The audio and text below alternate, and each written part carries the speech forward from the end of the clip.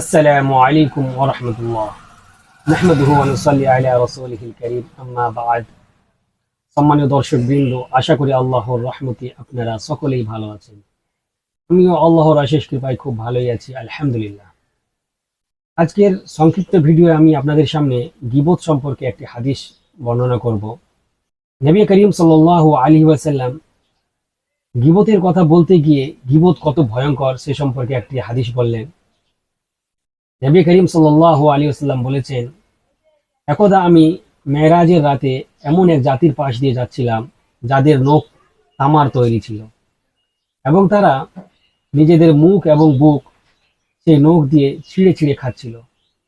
আমি জিবরিল আলী ইসলামকে জিজ্ঞেস করলাম, এরা কারা? জিবরিল আলী ইসলাম বললেন, এরা সেই সব মানুষ যারা একে অন্যের গীবত করত এবং অন্যের সম্মানে আঘাত হানত। সুনানে আবি দাউদ, হাদিস নম্বর 4874। তাই আমরা এই হাদিস দ্বারা বুঝতে পারলাম গীবত কত ভয়ঙ্কর জিনিস, আর আমরা এই গীবত সব সময় করতেই থাকি। তাই আল্লাহ রাব্বুল আলামিনের কাছে দোয়া করব, আল্লাহ রাব্বুল আলামিন যেন আমাদের সকল মুসলিম নরনারীকে গীবতের মতো ভয়ঙ্কর জিনিস থেকে আমাদেরকে হেফাজত করেন। আমিন।